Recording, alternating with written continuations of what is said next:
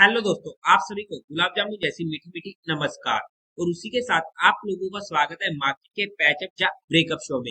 आज के दिन हम डिस्कस करेंगे एक तो हमारी मार्केट को कैसी रह सकती है कल के दिन मार्केट की नीयत, और उसी के साथ साथ होने वाली है निफ्टी की एक्सपायरी।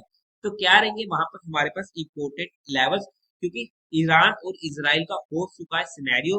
तो वहां पर उसका क्या इफेक्ट पड़ेगा हमारी मार्केट पर, उसे भी हम डिटेल में स्टडी करने की कोशिश करेंगे। साथ ही साथ कल के दिन होने वाली दो एसएमई आईपीओ की क्लोजिंग, तो वहां पर क्या रहेगा मेरा पर्सनल डिसीजन, उसे भी हम डिस्कस करेंगे। एंड चार चार आईपीओ कल के दिन होने वाली है लिस्टिंग, जिनमें से एक रहेगा मेनलाइन आईपीओ केआरएन एक्सचेंजर, और बाकी रहेगी तीन एसएमई आईपीओ। तो उन सभी में क्या रहेगी लिस्टिंग स्ट्रेटेजी, उन सभी पॉइंट्स को हम स्टडी करने की कोशिश करेंगे। तो अभी से इस वीडियो को लाइक और चैनल को सब्सक्राइब कर दीजिएगा। अगर हम सबसे पहले कल के दिन का एफआईआई और डीआई डाटा चेकआउट करते हैं, तो डीआई ने 4600 करोड़ की बाइंग करी है और एफआई ने 5580 करोड़ की सेलिंग करी है। नेट में सेलिंग का फिगर होने वाला है, बट इतना मेजर फिगर नहीं है, एक सिग्निफिकेंट फिगर जरूर होने वाला है। अब अगर हम हमारे आईपीएस की बात करते हैं, तो कल के दिन हो गए दो SME IPS close, Shubham papers and Paramount diet tech का आईपीओ। अगर मैं इन दोनों आईपीएस में रैंकिंग देने की कोशिश करूं, तो पहली नंबर पर आएगा शुभम पेपर, सेकंड पर आ गया पैरामाउंट डाइट टेक। अगर मैं दोनों आईपीएस में अपने डिसीजन की बात करूं, तो आज के दिन मेरा कोई भी डिसीजन फाइनल नहीं है, क्योंकि मार्केट का थोड़ा सा मूड होल बिगड़ा हुआ है एसएमई आईक्यूज में। तो वहां पर उस पॉइंट को ध्यान में रखते हुए पैरामाउंट डॉइटेक को ऑलमोस्ट सर्टेन है कि मैं इजीली अवॉइड करने वाला हूँ। बट फिर भी अगर मुझे क्वालिफाइड और एचएनए की तरफ से क्वालिफाइड में 100x और एचएनए में 200x का सब्सक्रिप्शन देखने को मिलता है, तभी मैं वहां पर जाकर इस आईपी को स्टडी करने की कोशिश करूंगा बीइंग ए हाईली अग्रेसिव होकर।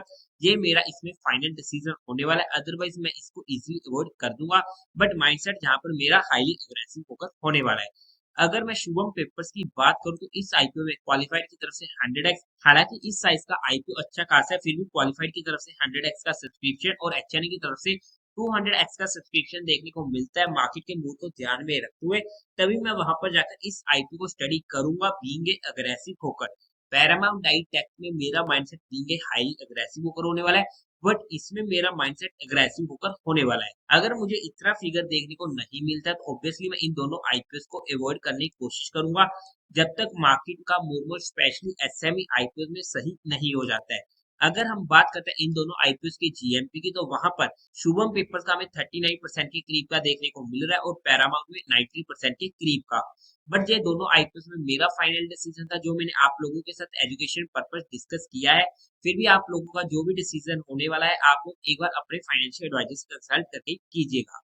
अब अगर हम बात करते हैं जिन आईपीएस की होने वाली है listing, Tech, Era Engineering, Unilex, Colours, Thinking Hats and KRF Heat exchanger.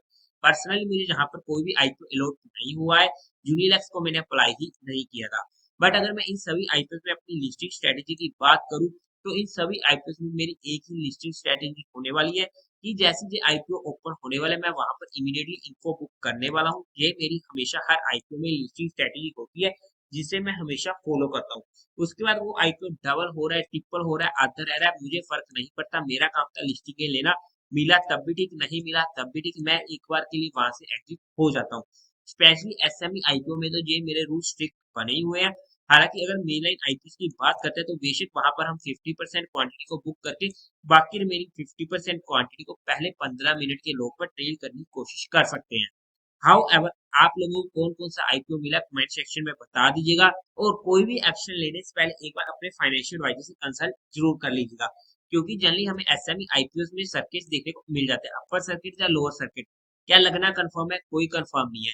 अगर लगता है तो कौन सा लगेगा किसी को भी नहीं मालूम, वो सिर्फ मार्केट को मालूम है। अपर सर्किट में हमें कोई दिक्कत नहीं आती और हमें सिर्फ मजे ही मजे आते हैं। बट ऑन द कॉन्ट्रेरी अगर लोअर सर्किट लग जाता है, तब हमें दिक्कतें होनी शुरू हो जाती है और हमारा एग्जिट भी नहीं हो पाता। इसलिए मैं इन सर्किट के चक्कर में नहीं पड़ता हूँ, और वहां पर ये मेरे एसएमई आईपीओ में रूल स्ट्रिक्ट बना रखे हैं। अब अगर हम बात करते हैं हमारी मार्केट की, तो उससे पहले आप लोगों को म्यूचुअल फंड में या इंश्योरेंस सेगमेंट में किसी भी तरीके की कोई भी हेल्पलाइन की जरूरत है, या आप लोग चाहते हो कि being a mutual fund distributor हम आपका पैसा मैनेज करने में आपकी हेल्प करें, तो आपको डिस्क्रिप्शन में मेरा फोन नंबर मिल जाएगा, आप उसे कंटेक्ट कर सकते हैं। अब अगर हम हमारी मार्केट की बात करते हैं, सिंपली यहाँ पर ईरान और इसराइल का चल रहा है सिनेरियो, वहां पर कुछ मिसाइलें दागी गई है, बट इसका मार्केट के ऊपर क्या इम्पैक्ट पड़ेगा? देखो, पैनिक होने की जरूरत नहीं है। अगर मैं हमारी इंडियन मार्केट में बात करूं तो इतना मेजर इम्पैक्ट नहीं पड़ेगा। हो सकता है हमें वहां पर हल्का फुल्का गैप डाउन देखने को मिल जाए। क्या इसका मतलब क्या मार्केट 5-6% भी गैप डाउन कर सकती है? करने को कुछ भी कर सकती है, बट मुझे पर्सनली नहीं लगता कि इतना बड़ा गैप डाउन हमें देखने को मिल जाएगा। हल्का फुल्का देखने को मिलता है तो ठीक है, बट ज्यादा गैप डाउन देखने को मिले वो मुझे आज के सिनेरियो में देखने को नहीं लगता है। लेकिन अगर by chance world war 3 start होती है, अभी तक वर्ल्ड वॉर स्टार्ट नहीं हुई है, वहां पर एक दो देश लड़ रहे हैं ठीक है, बट अगर बाकी कंट्रीज का भी वहां पर कंट्रीब्यूशन आता है और वो लोग भी दोनों साइड से होकर, कुछ देश इस साइड से चले गए, कुछ देश दूसरी साइड से लोगे, तब हमें वहां पर जाकर मार्केट में मेजर दिक्कत देखने को मिलेगी। क्या इसके चांसेस है? होने को देखो कुछ भी हो सकता है, बट पर्सनली जहां पर 1-2% की प्रोबेबिलिटी को छोड़कर मुझे नहीं लगता कि बाकी देश भी इसमें जाएंगे, क्योंकि काफी टाइम से, अब तो पिछले 2-3 सालों से ना, कभी कोई देश किसी के साथ लड़ाई कर रहा है, कभी कोई किसी के साथ लड़ाई कर रहा है, बट कोई भी अदर कंट्री उसमें पार्टिसिपेट नहीं कर रही है। हाँ, बट किसी भी कारण अगर आने वाले टाइम में वर्ल्ड वॉर 3 स्टार्ट होती तब हमें वहां पर जाकर दिक्कतें होंगी, बट आज के सिनेरियो को ध्यान में रखते हुए वहां पर हमें कोई भी दिक्कत देखने को नहीं मिल रही है। फिर भी अगर हम इम्पोर्टेंट लेवल्स की बात करते हैं तो हमारे लिए अभी भी इम्पोर्टेंट 420 की मूविंग एवरेज बना हुआ, जो हमारे पास होने वाला है 25,580 का लेवल।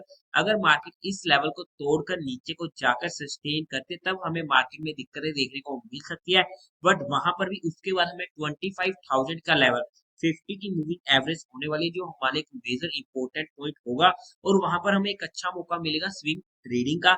हाउ एवर ये भी हमारे लिए पहला चांस होने वाला है जहां से हमें बाउंस बैक की उम्मीद हो सकती है, एक छोटे से स्टॉप लॉस के साथ। अगर हम लेवल्स के वाइज बात करते हैं, ऊपर की साइड बात करते हैं तो 25,900 का लेवल इंट्राडे पर्सपेक्टिव बोल रहा हूँ कल के दिन, अगर ये लेवल करता है तो हमें ऊपर की साइड की मूव देखने को मिल सकती है। ये हमारे लिए मेजर रेजिस्टेंस होने वाला है। अगर हम ऑप्शन चेन डाटा को स्टडी करने की कोशिश करते हैं तो वहां पर आप चेकआउट करोगे कि ऊपर की साइड अच्छे खासे कोल सेलर्स बैठे हैं, मतलब ये मार्केट ऊपर जाने को रेडी नहीं है, बट नीचे की साइड इतनी ज्यादा पुट सेलर नहीं बैठे हैं, तो डाटा को देखते हुए मार्केट नीचे जाने को रेडी है। बट ये डाटा काफी फ्रिक्वेंटली चेंज होता है, इसलिए हमें टाइम टू टाइम अपडेट करते रहना पड़ेगा इस डाटा को। बट अगर बाय चांस किसी भी कारण से कल के दिन कोल सेलर ट्रैप हुए, मतलब कि अगर मार्केट जैसे कि मान लो कि 25,900 का लेवल क्रॉस करी, तो वहां पर हमें ऊपर की साइड की अच्छी खासी मूव देखने को मिल सकती है 100 से 200 पॉइंट की, जहां पर हमें अच्छा खासा हीरो जीरो का मौका मिल सकता है, स्पेशली अगर ये मूव हमें सेकंड हाफ में देखने को मिलती है। हालांकि हमें पिछली बार भी हीरो जीरो ट्रेड देखने को मिल चुकी है, हमेशा ऐसा नहीं होगा कि हमें हीरो जीरो ट्रेड देखने को मिलेगी, बट कंफर्मेशन का वेट करना हमेशा इंपॉर्टेंट होने वाला है। बिना कंफर्मेशन के हम कभी भी हीरो जीरो ट्रेड नहीं लेते हैं। बट अगर हमारी कहीं पर भी एंट्री होती है तो हमारा स्टॉप लॉस 30 पॉइंट से ज्यादा का किसी भी सिनेरियो में नहीं होना चाहिए। पर्सनली मैं ऑप्शन बाइंग में काम नहीं करता हूँ, फिर भी हमने यहाँ पर चीजों को education and learning perspective study करने की कोशिश करी है। हमने यहाँ पर किसी भी तरीके कोई भी इन्वेस्टमेंट या एडवाइस नहीं दिया है। फिर भी आप लोगों को कोई भी काम करना हो या कोई भी एक्शन लेना हो तो एक बार अपने फाइनेंशियल एडवाइजर से कंसल्ट करके ही कीजिएगा।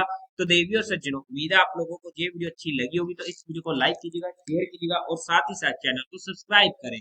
हर हर महादेव।